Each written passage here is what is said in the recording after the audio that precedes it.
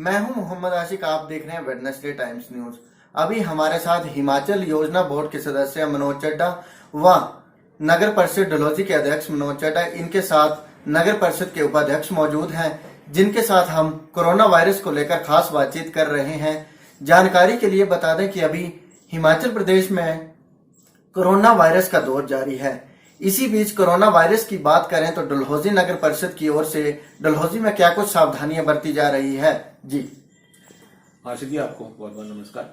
तकरीबन 4 महीने होने को आ गए हैं कि कोरोना वायरस का जो कहर है वो पूरे हिमाचल में, हिंदुस्तान में और पूरी दुनिया में बहुत जोर शोर से चला हुआ है इसका प्रकोप। और इसके चलते तकरीबन 15 मार्च के करीब एडमिनिस्ट्रेशन के साथ हमारी बातचीत जब हुई, और अभी हम लोगों ने, गवर्नमेंट ने डिसाइड करना था कि हमने लॉकडाउन में जाना है और किस तरह से परिस्थितियों को हमने काबू में रखना है। तो उस दौर में जब हम लोगों ने एडमिनिस्ट्रेशन और हम लोगों ने बैठ करके ये निर्णय लिया कि लॉकडाउन के दौरान हम लोगों को पूर्णतः सावधानियां बरतने की बहुत ज़रूरत है।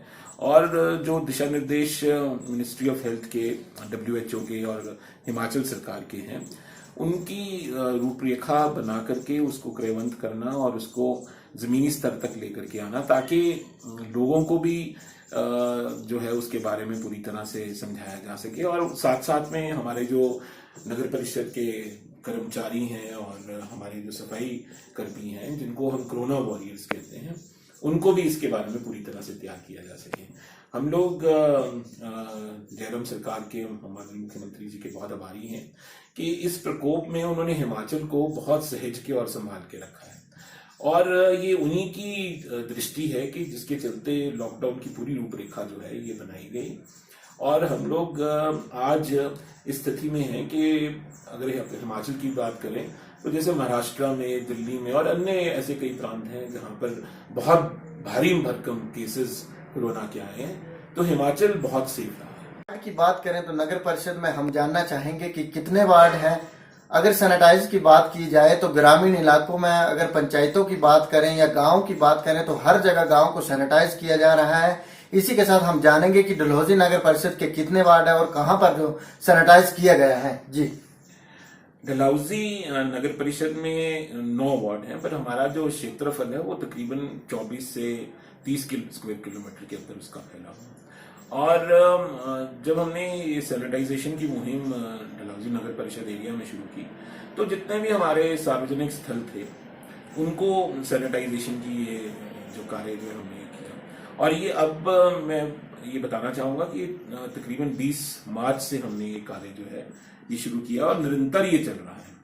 इसमें कोई भी ऐसा दिन नहीं है एक्सेप्ट जब ये सैटरडे संडे की छुट्टी के दिन आए और हम लोग कोई और अन्य कुछ छुट्टियां हैं तो उन दिनों में ना किया गया हो। मगर हमने ये कार्य जो है निरंतर किया, और हमने वार्ड वाइज किया, हमने गली मोहल्लों में किया, हमने बाजारों में किया, हमने बस स्टैंड पे किया, और तो और हमने HRTC की बसेस, पब्लिक स्कूल्स जो हैं, हमारे प्राइमरी स्कूल्स जो हैं जहाँ पे इंस्टीट्यूशनल क्वारंटाइन किया गया, हमने वहां पर भी किया। फिर बीच में हमारे को साथ लगती पंचायतों को से और सलूनी, हमारी जो दूसरी उपमंडल है, वहां से भी हमारे को रिक्वेस्ट आई कि हमारी पंचायतों को भी इस कड़ी में जोड़ा जाए। तो उसके चलते हमने बाथरी की पंचायत में, पुखरी की पंचायत में, मनोला की पंचायत में, बलेरा की पंचायत और ऐसे अन्य जितनी भी पंचायतें हैं, और सलूनी की साइड में प्रॉपर सलूनी में, किहार में, दांड में, सुंडला में, तेलका में और अन्य ऐसे कई इलाके जो हैं उनमें हमने ये सैनिटाइजेशन का कार्य किया। और वो आज भी चल रहा है, निरंतर चल रहा है, और उसमें हमने कोई जो है कमी नहीं रखी।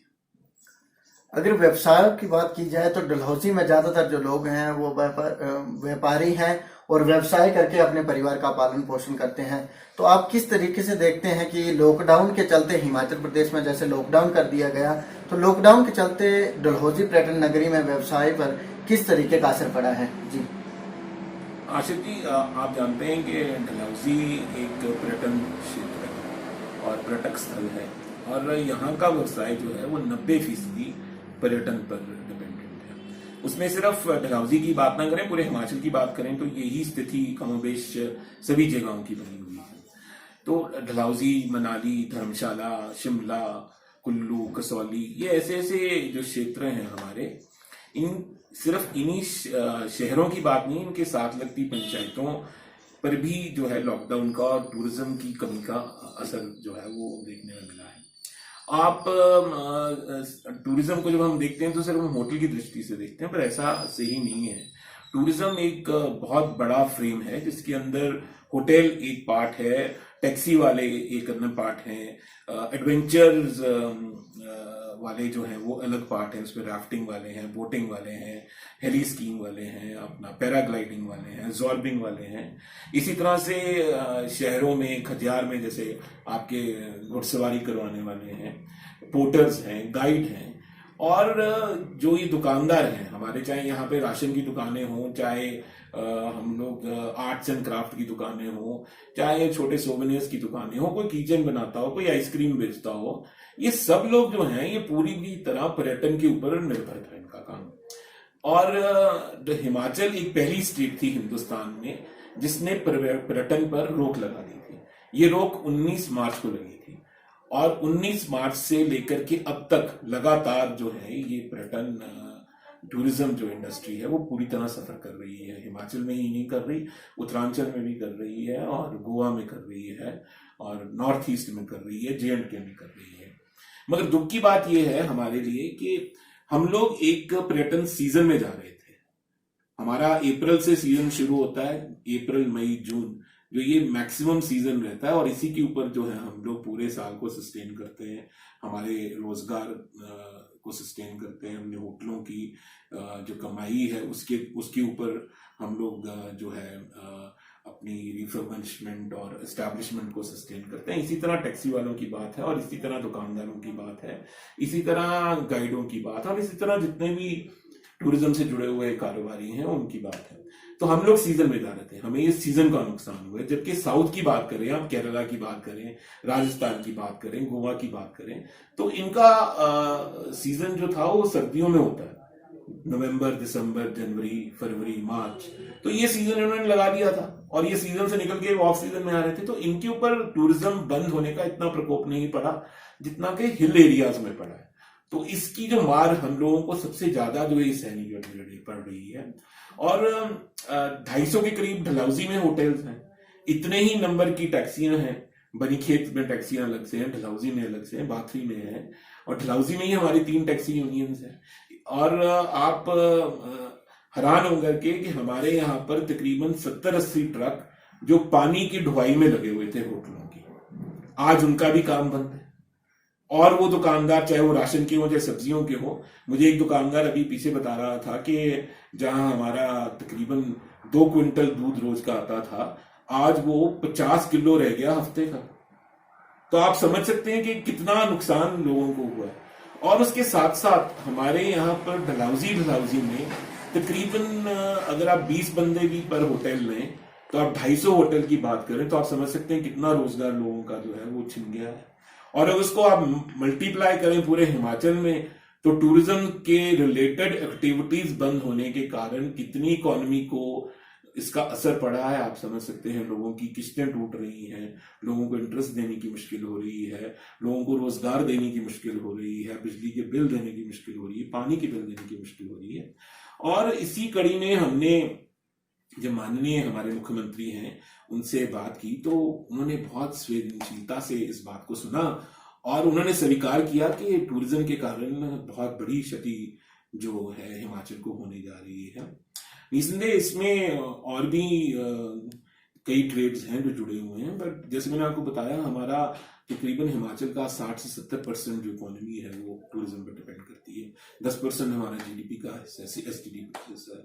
तो उन्होंने इस बात को सुना और उन्होंने तुरंत निर्देश दिए और जो हमारे बिजली के डिमांड चार्जेस थे, डिमांड चार्जेस एक ऐसे चार्जेस होते हैं जो बिजली के बिल पर लगते ही लगते हैं, तो उन्होंने वो निरस्त कर दिए तकरीबन 6 महीने के लिए। और उन्होंने आश्वासन दिया कि उसको सेंट्रल गवर्नमेंट के साथ भी टेकअप करेंगे और देखेंगे वो क्या किया जा सकता है। निसंदेह हमारे प्रधानमंत्री जी ने जो 20 लाख करोड़ का पैकेज दिया उसमें होटल इंडस्ट्री भी कुछ हद तक कवर हुई है, पर कुछ हमारी मांगे जो हैं अभी भी रह गई हैं और हमारी सरकार के साथ और सेंट्रल के साथ सेंट्रल गवर्नमेंट के साथ अपील है कि टूरिज्म इंडस्ट्री के लिए एक अलग से कोई पैकेज बनाया जाए जिसमें ये नॉर्दर्न स्टेट्स, खास तौर पर J&K, Himachal, Uttaranchal, north east की सिक्किम, असम, मिजोरम, नागालैंड, ऐसी स्टेट्स जिनका सीजन जो है वो गर्मियों में डिपेंड करता था, तो उनके ऊपर खास तवज्जो देकर के कोई उनके लिए स्पेशल पैकेज बनाया जाए, उनको इंटरेस्ट माफ किया जाए साल का, जिन लोगों के लोन्स खड़े हैं, ऐसे ही वो टैक्सी वालों के भी हैं और ऐसे ही अन्य जो टूरिज्म से रिलेटेड एक्टिविटीज हैं उनके, और इन सब के ऊपर कोई अलग से जो है एक पैकेज दें ताकि ये लोग अपने आप को सस्टेन कर सकें और अपने जो इनके एम्प्लॉयज हैं उनको सस्टेन कर सकें और टूरिज्म को हम लोग बचा कर रख सकें। ये थे हमारे साथ भाजपा के नेता, डलहौजी नगर परिषद के अध्यक्ष मनोज चड्ढा, जिनके साथ हमने खास बातचीत की।